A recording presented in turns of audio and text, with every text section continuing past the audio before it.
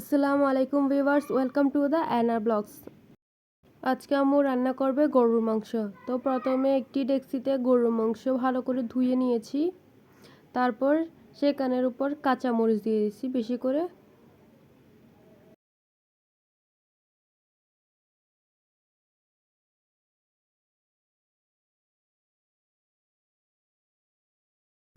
অল্প করে ধনেপাতা, মোটামুটি বেশ কিছু পরিমাণ সরিষা তেল, লবণ, পেঁয়াজ দিয়ে দেওয়া হয়েছে, পেঁয়াজ বাটা। তবে ভালো বেশি মিহি করে ফেলতে হবে না, অল্প রাফ থাকলে হবে।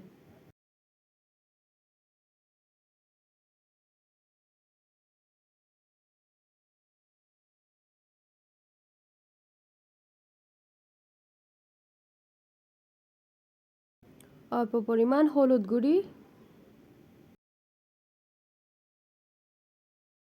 তারপর দিয়ে দেওয়া হবে মরিচ বাটা।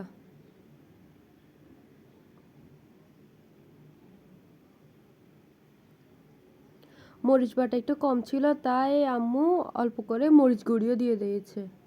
আপনারা চাইলে শুধু মরিচ গুঁড়ি বা মরিচ বাটা দিয়েও বানাতে পারেন।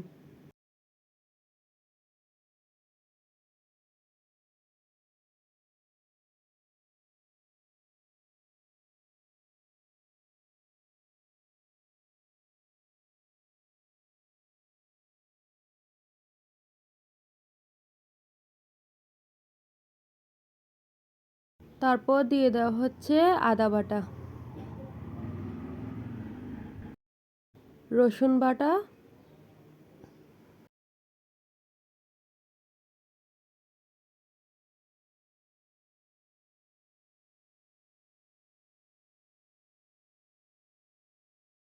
তারপর দিয়ে দেওয়া হবে রেডিমেড মাংসের মশলা।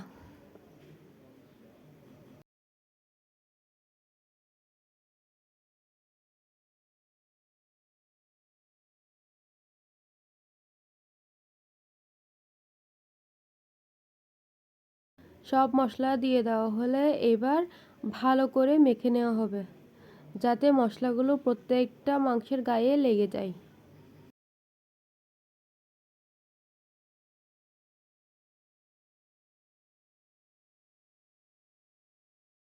ভালো করে মাখা হয়ে গেলে সেখানে দিয়ে দিব বেশ কিছু পরিমাণ পানি, যাতে গরুর মাংস ভালো করে সিদ্ধ হয়ে যায়।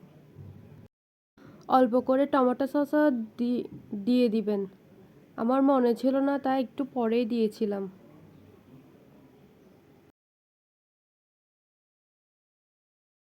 তারপর ভালো করে নেড়ে চেড়ে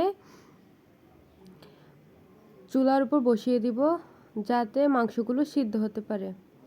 মাংসর হাঁড়িটা একটু ছোট হয়ে গেছিল, আপনারা একটু বড় দেখে হাঁড়িতে দিবেন, তাতে মাংসটা আরও ভালোভাবে কুকড হবে আর দেখতে আরও অনেক ভালো লাগবে।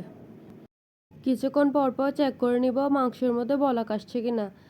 দেখেন মাংসের মধ্যে কত সুন্দর, কতগুলো তেল বেশি উঠেছে আর দেখতে কত সুন্দর লাগছে। দেখেন হয়ে গেছে মাংস। মাংস হওয়ার সাথে সাথে আমি খেতে বসে পড়লাম। অল্প পরিমাণ ভাত নিলাম, বেশ কিছু পরিমাণ মাংস নিলাম। মাংসটা এত গরম যে ধরতেই পারছিলাম না। ট্রাস্ট মি গাইস, মাংসগুলো অনেক মজা হয়েছে। ধন্যবাদ এতক্ষণ সাথে থাকার জন্য। Like, share, follow and comment. Thank you. Allah হাফেজ।